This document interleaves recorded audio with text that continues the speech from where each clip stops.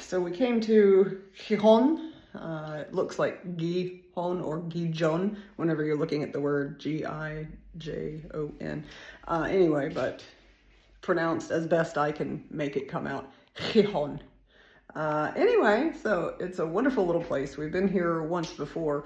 It's much cooler, of course, than southern Spain, which is part of the reason why we like it. We got a little apartment here that we're renting. I'm in the living room.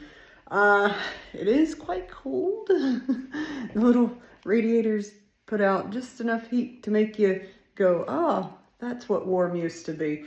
Anyway, so we're here just kind of going to the little towns around it and everything, because I mean, we love Gijón City. Not sure still if we want to like live in a city or just close or whatever, but anywho, let me try and open this window. So they always have these really cool windows just about everywhere in Spain that if you're a cool person, you have it apparently. But anyway, like when you turn it to here, it opens outwards like that, really nice. Boop. And if you turn it up, then it tilts out like that. Anyway, I just love those. Anyway, and then like that is locked. But anywho, and then I love the persianas, the protective window shades, which are very hard and you protect it. You're just gonna pull them up and see what's going on outside. It's a very nice view.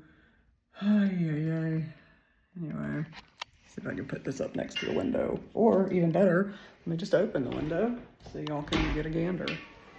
See what's going on out here. There's like a skate park over there, and then the sea, a nice little parking lot down below.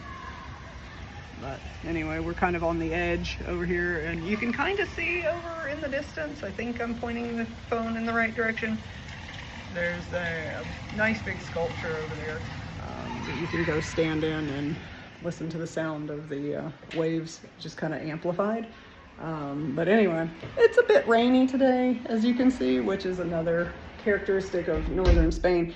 I think it rains about as much here as it does in Mississippi, which is, you know, maybe not 50% of the time, but maybe 35% of the time. So, you know, out of a 7-day week, you're probably gonna have 2, maybe 3 days of rain, probably 2 days of rain. And then it can be quite overcast much of the time, which is fine for me because I'm not a big sun person. Obviously, I'm very pale, so burn really easy.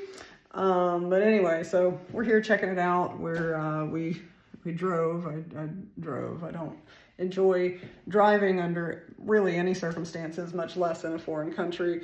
But anyway, so we drove to a little town near here. It's about a, I don't know, 20-25 minute drive away, with the goal of getting to Salinas, which is a cute little place. It's like I think 4,500 people live in it. It's a very, very cute little beach town. And we walked around there. We also went to Avilés, which is the larger city, which is basically connected to Salinas by this little road. Avilés has about 85,000 people. So for those from Mississippi, that's about the size of Gulfport, I guess.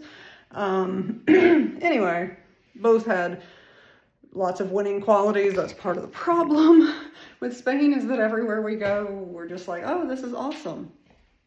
Oh, this is awesome. Wait, this is awesome.